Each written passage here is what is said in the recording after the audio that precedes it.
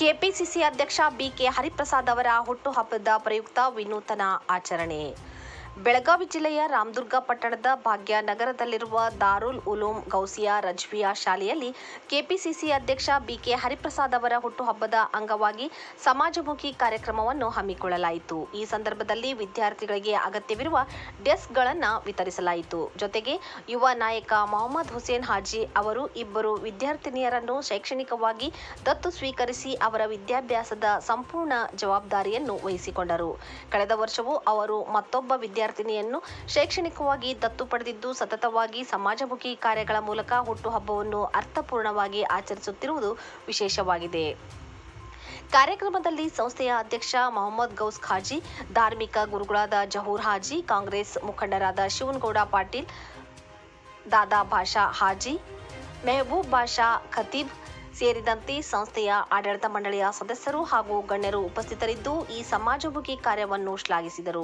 ವಿನೂತನ ರೀತಿಯಲ್ಲಿ ಹುಟ್ಟುಹಬ್ಬವನ್ನು ಆಚರಿಸುವ ಮೂಲಕ ಶಿಕ್ಷಣಕ್ಕೆ ಉತ್ತೇಜನ ನೀಡಿ ಸಮಾಜಕ್ಕೆ ಮಾದರಿಯಾದ ಈ ಕಾರ್ಯಕ್ರಮ ಸ್ಥಳೀಯರ ಮೆಚ್ಚುಗೆಗೆ ಪಾತ್ರವಾಯಿತು. ಸುಮಾರು 14 ವರ್ಷಗಳ ಒಡನಾಟ ಅಂದು ಹರಿಪ್ರಸಾದ್ ಸಾಹೇಬರು. ನಮ್ಮ ತಂದೆಯ ನಂತರ ಪ್ರತಿಯೊಂದು ಹಂತದಲ್ಲೂ ಮಾರ್ಗದರ್ಶನ ನೀಡುತ್ತಾ ನನಗೆ ಸಾಮಾಜಿಕವಾಗಿ, ರಾಜಕೀಯವಾಗಿ ಮಾರ್ಗದರ್ಶನ ನೀಡುತ್ತಾ ಬಂದಿದ್ದಾರೆ. ಇವತ್ತು ಅವರ 72ನೇ ಹುಟ್ಟುಹಬ್ಬದ ಸಂಭ್ರಮ. ನಾನಿವತ್ತು ಈ ಶಾಲೆಗೆ ಬೆಂಚ್ಗಳನ್ನು ಕೊಡುವ ಮುಖಾಂತರ ಅವರ ಹುಟ್ಟುಹಬ್ಬವನ್ನು ವಿನೂತನವಾಗಿ ಆಚರಿಸಬೇಕೆಂದು ಯೋಚಿಸಿದ್ದೆ.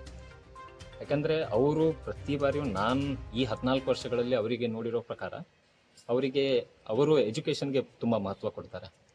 ಹೆಣ್ಮಕ್ಕಳು ಓದಬೇಕು, ಮಕ್ಕಳು ಓದಬೇಕು ಅಂತ. ಸೊ ನಂದು ಒಂದೇನಿತ್ತು, ಯಾವುದೇ ಒಂದು ಕಾರ್ಯಕ್ರಮ ಮಾಡಿದರೂ ಅದು ವಿನೂತನವಾಗಿರಬೇಕು, ಮಕ್ಕಳಿಗೆ ಉಪಯೋಗವಾಗಿರಬೇಕು, ಅವರಿಗೆ ವಿದ್ಯಾಭ್ಯಾಸಕ್ಕೆ ಉಪಯೋಗವಾಗಿರಲಿ ಅಂಥೇಳಿ ಡೆಸ್ಕ್ಗಳನ್ನು ಕೊಟ್ಟಿದ್ದೀನಿ. 20 ಡೆಸ್ಕ್ ನಾನು ಆರ್ಡರ್ ಮಾಡಿದ್ದೆ, ಆದರೆ ಸಮಯ ಕಡಿಮೆ ಇರೋದ್ರಿಂದ ಅವರು 10 ಇವಾಗ ರೆಡಿ ಮಾಡಿಕೊಟ್ಟಿದ್ದಾರೆ. ಇನ್ನು ಬರೋ ದಿನಗಳಲ್ಲಿ ಇನ್ನೂ 10 ನಾನು ತಂದು ಕೊಡ್ತೀನಿ. ಹಾಗೆ ಹೋದ ವರ್ಷ ಕೂಡ ನಾನು ಇಲ್ಲಿ ಅವರ ಹುಟ್ಟುಹಬ್ಬ ಆಚರಣೆ ಮಾಡಿದ್ದೆ. ಹೋದ ವರ್ಷ ಒಂದು ಹೆಣ್ಮಗಳಿಗೆ ಶೈಕ್ಷಣಿಕವಾಗಿ ದತ್ತನ್ನು ಪಡ್ಕೊಂಡಿದ್ದೆ. ಈ ವರ್ಷವೂ ಕೂಡ ಇದೇ ರೀತಿ ಬೆಂಚ್ ಕೊಡೋ ಮುಖಾಂತರ ಅದರ ಜೊತೆಗೆ ಇನ್ನೊಂದು ಹೆಣ್ಮಗಳ ಶೈಕ್ಷಣಿಕವಾಗಿ ದತ್ತನ್ನು ಪಡೆದುಕೊಂಡಿದ್ದೇನೆ. ಆ ಇಬ್ಬರು ಹೆಣ್ಮಕ್ಳು ಎಲ್ಲಿವರೆಗೂ ಓದಬೇಕಂತ್ಕೊಂಡಿದ್ದಾರೆ ಅಲ್ಲಿವರೆಗೂ ಆ ಪೂರ್ತಿ ಖರ್ಚು ವೆಚ್ಚ ನಾನು ತಗೋತೀನಿ. ಬರುವ ದಿನಮಾನಗಳಲ್ಲಿ ಭಗವಂತ ನನಗೆ ಶಕ್ತಿಯನ್ನು ನೀಡಿದರೆ ಅವರ ಮದುವೆಯ ಖರ್ಚು ಕೂಡ ನಾನು ತಗೋತೀನಿ. ಇದೊಂದು ಕಾರ್ಯಕ್ರಮ ಎಲ್ಲರಿಗೂ ಒಂದು ಸ್ಫೂರ್ತಿಯಾಗಲಿ.